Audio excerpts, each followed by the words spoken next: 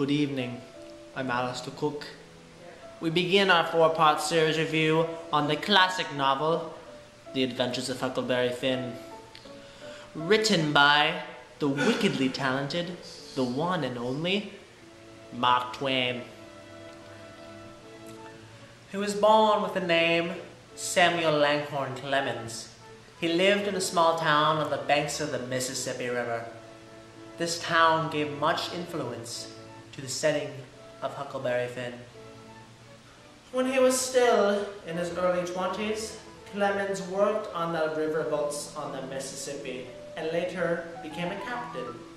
The work influenced him greatly and even took his pen name, Mark Twain, from what the leadsman would say to signal that the water was deep enough for passage. By the Mark Twain!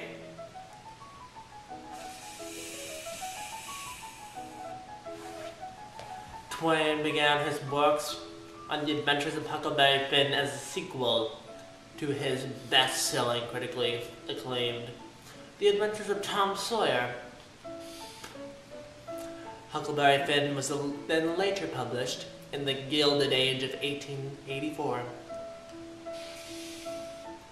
Join us next week as we discuss the plot summary. I'm Alistair Cook, and this has been Masterpiece Theatre.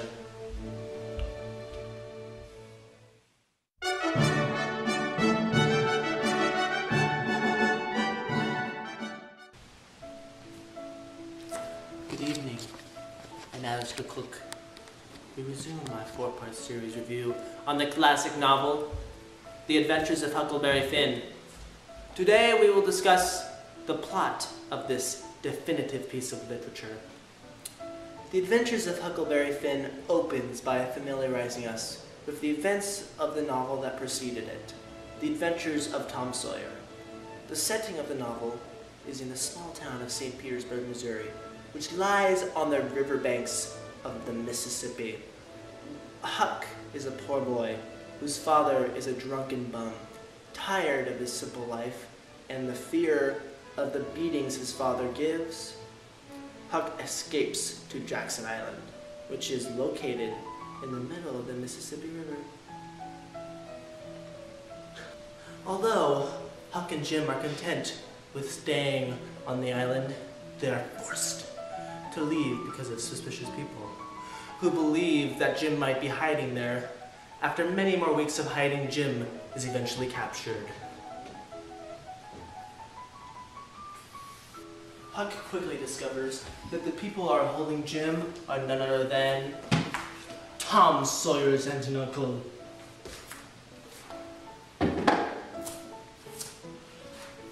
Huck goes to Tom, and the two together devise a plan to free Jim.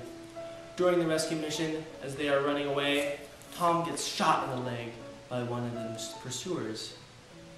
They are then forced to take Tom to a nurse, which in turn leads to Jim's recapture. In the end, Huck's papa dies, and Tom's aunt Sally offers to adopt him, but Huck declines the offer and decides to travel west. Tune in next week as we go into a more in-depth analysis of the characters. I'm Alistair Cook, and this has been Masterpiece Theatre.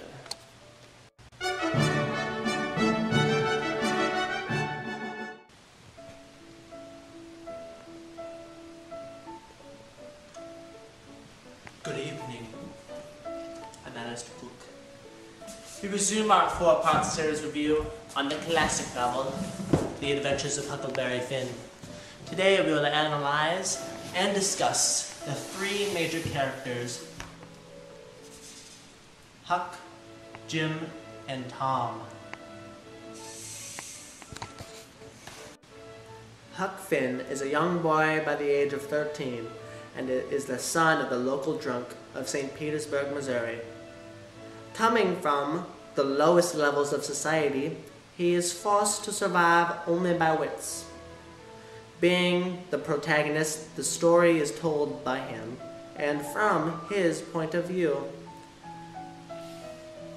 However, never really being formally educated, Huck Finn is thoughtful, intelligent, and very much so independent and opinionated, even if his opinions go against such society's expectations.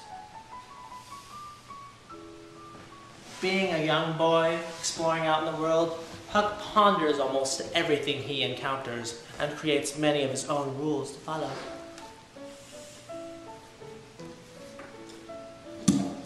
All these admirable qualities of Huck can, however, be diminished by his acceptance of society's perceptions on African Americans. Lacking in education, he becomes more of a follower of Tom Sawyer. Huck represents what anyone is capable of becoming: a thinking, feeling human being rather than a mere mechanism in the machine of society. Tom Sawyer serves as a foil to Huck Finn, being imaginative, dominating, and adventurous. Tom has all the qualities that Huck lacks. Tom's upbringing was relatively comfortable, and as a result, his beliefs and morals are an unfortunate combination of that of the adults in his life and that found in his romance novels and adventure novels he reads. Tom believes in strict rules simply because it is what society has taught us. Over the course of the novel, Tom comes up with funny, brilliant plans to free Jim. These plans are, however comical, disturbingly expose the cruelty of society. Tom exemplifies what a young, well-to-do white man is raised to become in the society of this time. Jim is one of Miss Watson's slaves and Huck's companion as he travels down the river. He is a man of remarkable intelligence and compassion. Because Jim is a black man and a runaway slave, he is at the mercy of the other characters. Jim is very superstitious to the point one might think him insane, but under careful analysis, this superstition comes from his deep understanding of nature. Jim is one of the few adults in the novel that acts as such toward Huck. His frequent acts of selflessness and friendship with both Huck and Tom validate to Huck that humanity is nothing to do with race. Tune in next week as we go over the major themes brought up in the novel.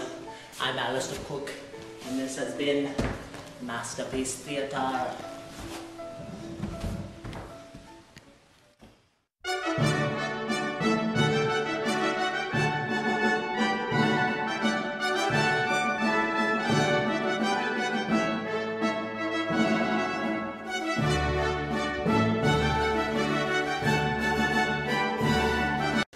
Good evening, I'm Alistair Cook. We begin our fourth and final episode of the series review of the classic novel, The Adventures of Huckleberry Finn.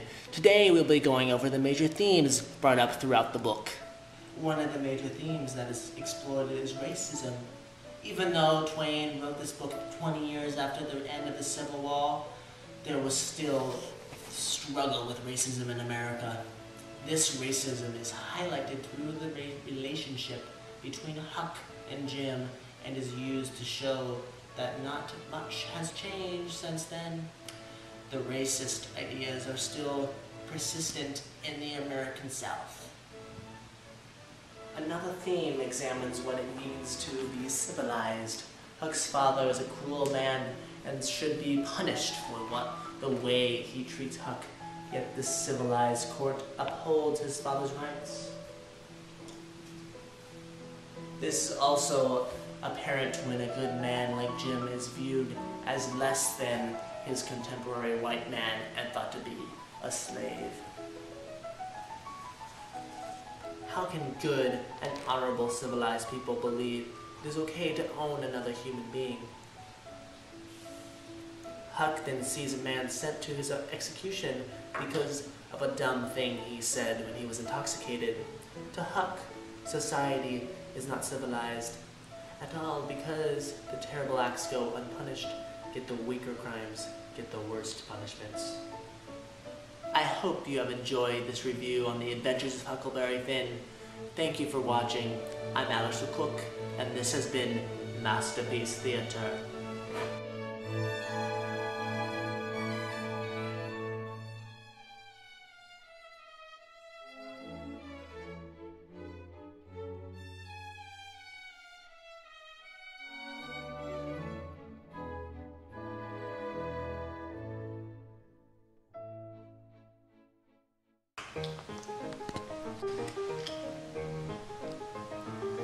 Tune in next week as we go into more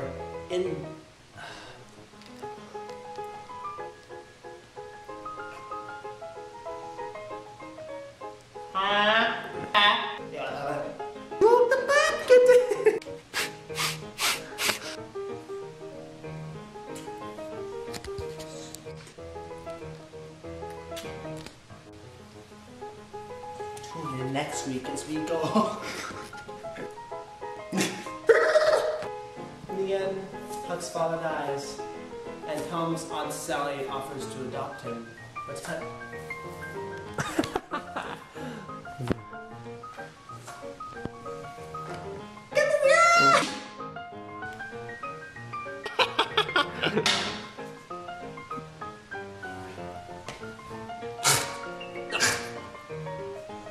I sucked in. Ugh. Twain began his works. I can't. Twain.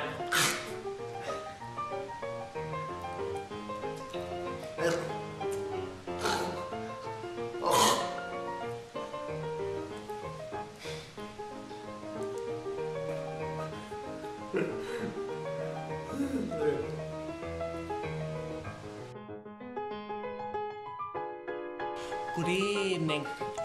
Good evening. Good evening. Good evening. Good evening. Good evening. Good evening. I'm Alistair Cook.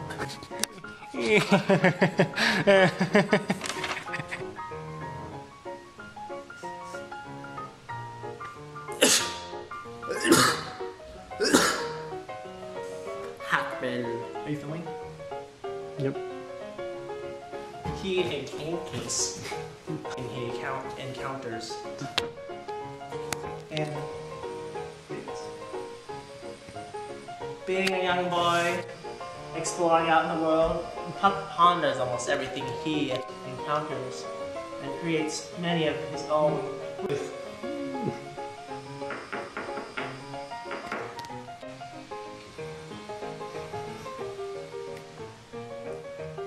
Romance.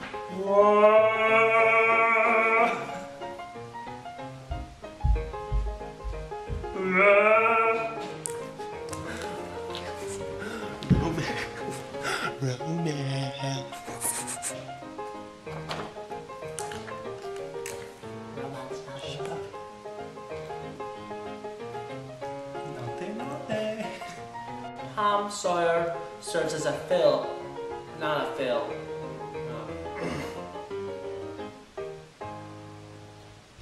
Should I read it again? Maybe. Okay. In his beliefs and morals are in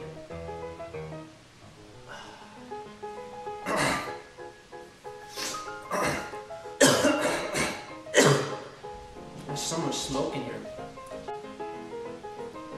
In the end, it's Huck's, never mind. Alright, and uniform what the heck is that word? An unfortunate combination dominating. Tom has all the qualities. And I keep messing it up. Tune in next week as we go over the major themes brought up in the novel.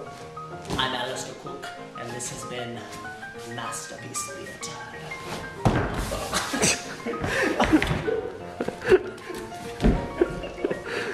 Ow! Ow.